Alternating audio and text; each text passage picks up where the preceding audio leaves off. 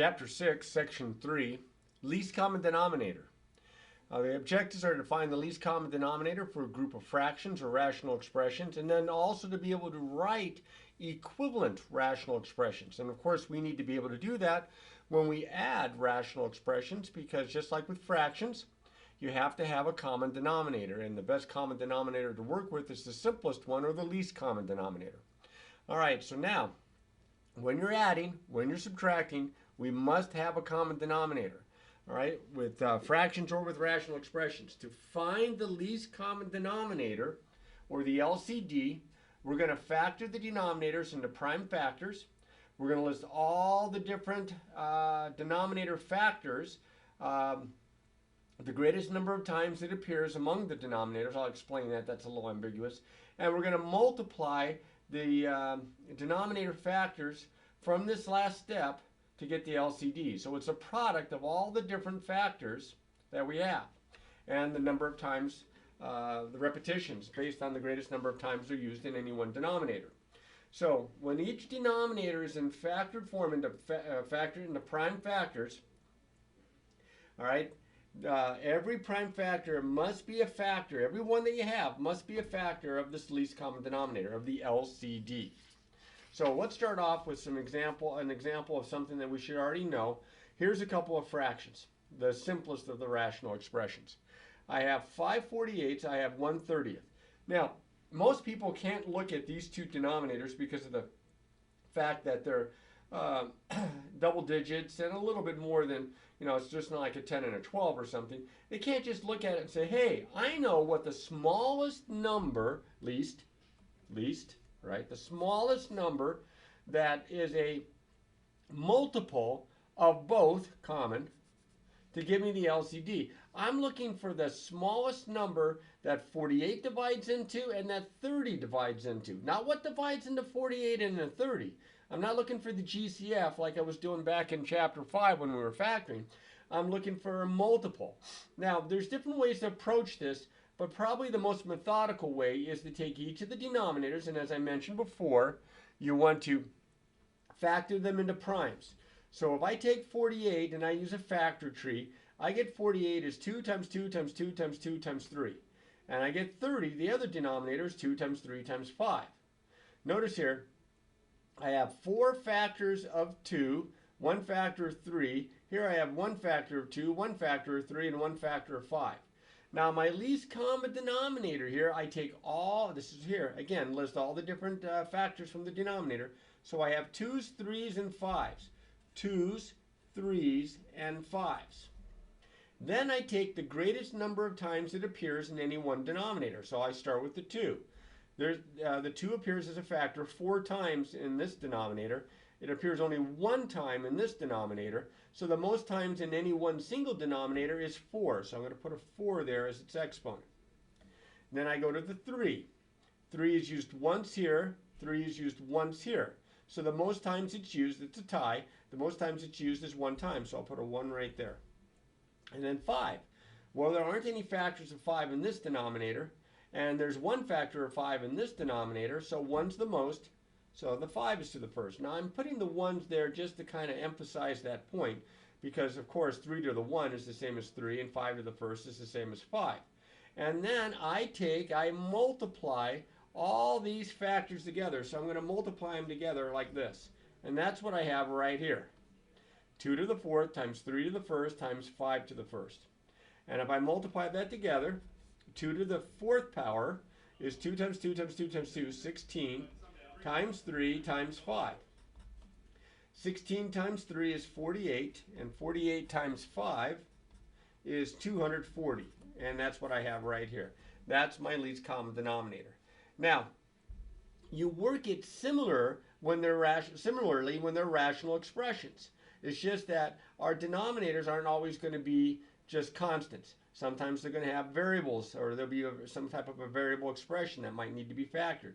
So we have to be aware of that when we are breaking these down into the primes to find that LCD. So let's scoot over to another one here. This one having some variables, and we'll go through this one together here.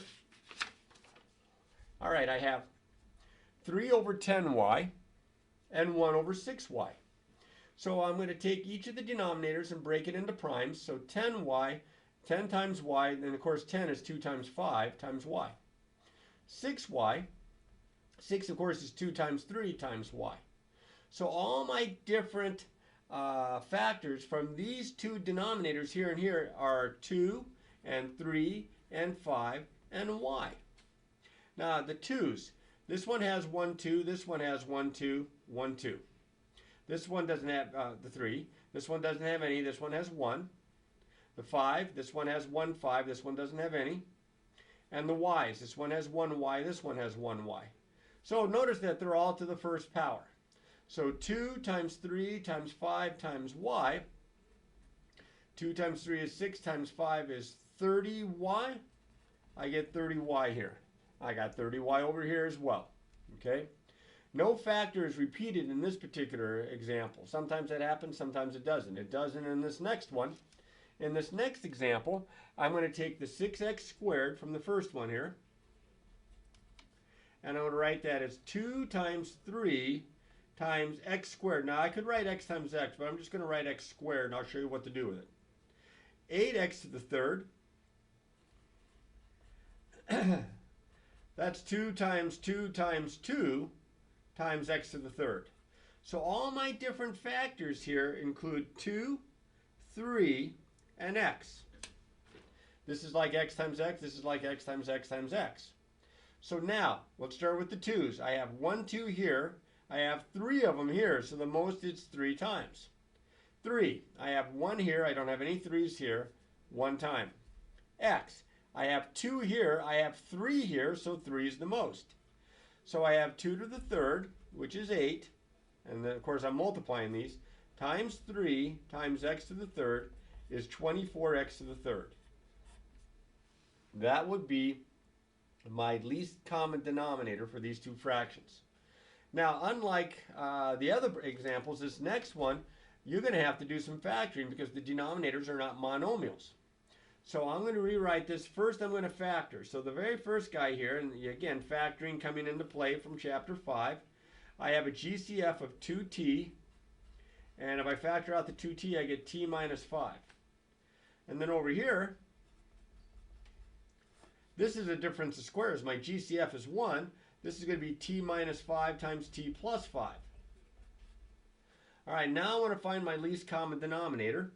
So I write down all the different factors. Now notice here, this one, it's got a 2, a t, and a t minus 5. This one's got a t minus 5 and a t plus 5. So I have a 2, I have a t, I have a t minus 5, I'll put in parentheses, and I have a t plus 5. And I'm going to multiply all these together, but I have to see if I have any repetitions. Let's start with 2. I have 1, 2 here, I don't have any 2's here, so it's to the first. T. I have one factor of t here. This is not a factor, that's a term. I don't have any factors of t over here, so 1. T minus 5. I have one factor of t minus 5 here, and I also have 1 here, but the most it's 1. It's not the total, it's the most times. And then t plus 5, I don't have any t plus 5's here. I have 1 t plus 5 here, so it's 1 time. So 2 to the first times t to the first, that's 2 times t, that's 2t. And then I'm going to leave the other factors, the binomials here, as binomials. I'm not going to FOIL or multiply them together.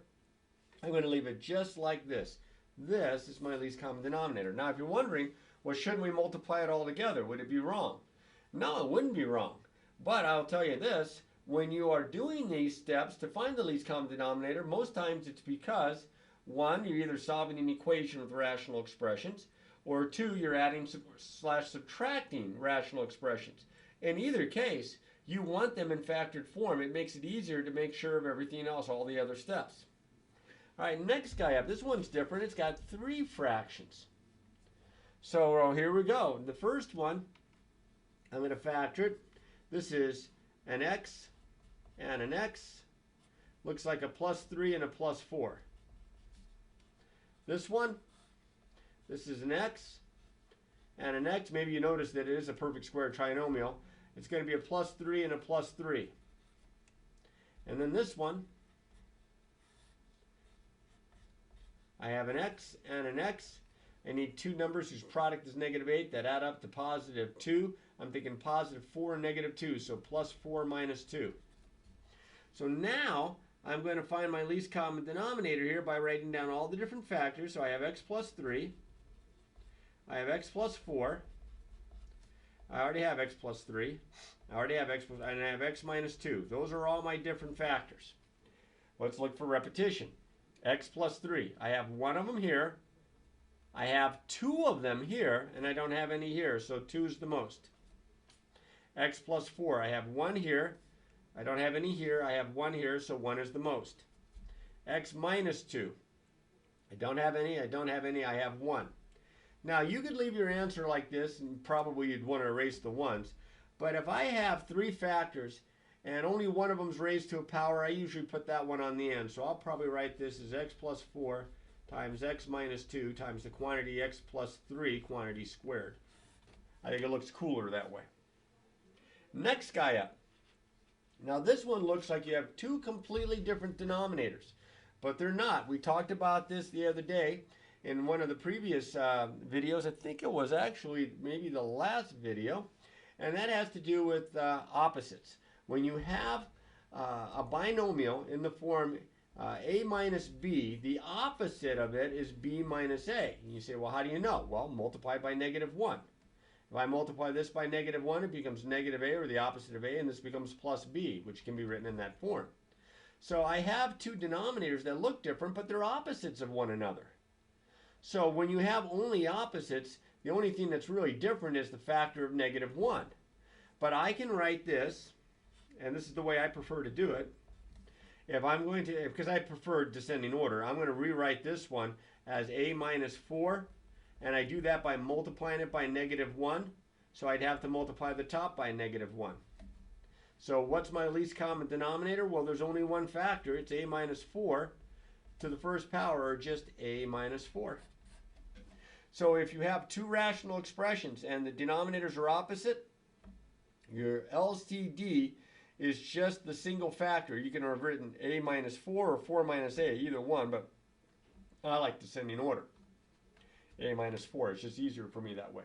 I find it that way. Anyway. All right, let's keep this going. Now, once we find the least common denominator, when you're adding and subtracting fractions, you have to rewrite the rational expressions so they're equivalent to the original. That means you've got to change the numerator the same way that you change the denominator. If you multiply the denominator by 5, you have to multiply the numerator by 5 to keep it equivalent. And that's true for any non-zero number. You have to multiply whatever you multiply the top by, you have to multiply the bottom by, or vice versa. So here's what we're going to do. Where we're going to write a rational expression with a specified denominator. We're going to factor the denominators. We're going to see which factors the denominator must be multiplied by to get the other denominator, the other specified denominator. And then whatever that was multiplied by on the bottom, we're going to multiply the numerator by that the same. We're going to multiply the rational expression by that factor. All right, so here we go. I have 2 over 9, and it says this is equal to what over 27? Now, I wrote it out the long way here. I wrote that 9 times 3 is 27, but that's something that you can pretty much look at. You can say this denominator is smaller than this denominator. What would I multiply this by to get this? Well, you'd have to multiply it by 3. Well, if you multiply the bottom by 3, as I mentioned before, you got to multiply the top by 3. So I have 2 times 3, which is 6. So 2 over 9 equals 6 over 27. This becomes a 6. Now, if they were all that simple, that'd be great. But they're going to throw the variables at you, so here we go. Same approach. I look at this denominator and I look at this denominator, and I say to myself, what would I multiply times 11 to get 33t? Well, 11 times what is 33t? Well, if I took 33t and I divided it by 11, I get 3t. So if I multiply the bottom by 3t, I've got to multiply the top by 3t. So that's going to give me 4t times 3t is 12t squared all over my denominator of 33t. And that's my answer right there. They just want to know what the numerator is. That's what it would be. All right, now it starts to get exciting because now my denominators are not monomials, but they are binomials, perhaps even trinomials. We're getting there. So in this case, since they're not monomials, you must take the time to check to see if it factors. Now this one doesn't factor. 3x plus 1 is just 3x plus 1. But this guy has a greatest common factor of 4 times 3x plus 1. Now I got to try to figure out what goes there. Well, what would I multiply times 3x plus 1 to get this? I'll give you a big hint. It's going to be the 4. 4 times this gives me this. I'm going to have to multiply the bottom by 4, the top by 4.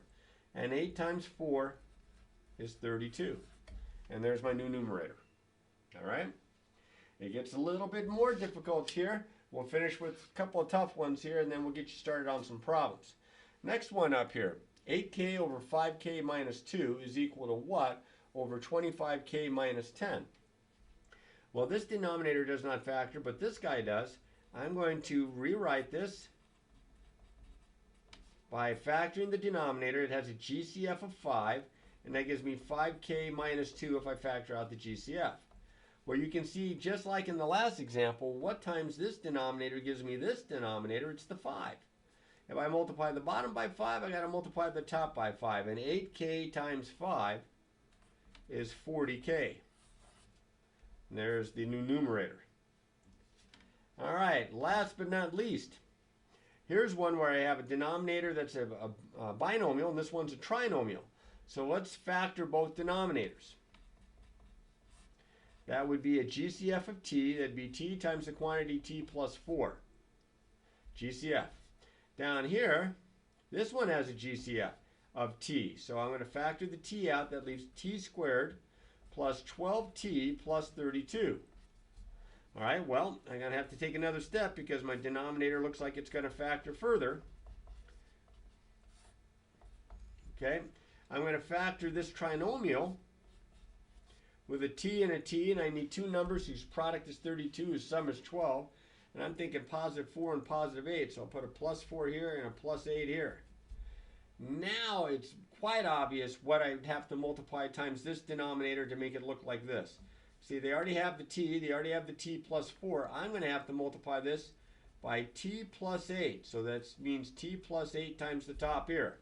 So up here I'm going to have 2t minus 1 times t plus 8. Now I doubt if they're going to have the answer in that form. They probably want you to do FOIL.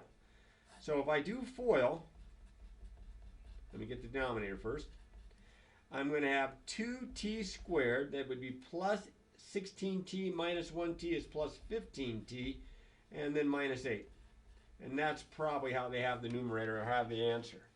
It just takes a little practice, but it's important because without being able to find the least common denominator and then being able to adjust your numerator to have that least common denominator, you're not going to be able to add and subtract rational expressions, and you're going to have a lot of trouble with rational equations. So by all means, take your time with these, ask questions, but most of all, practice, practice, practice.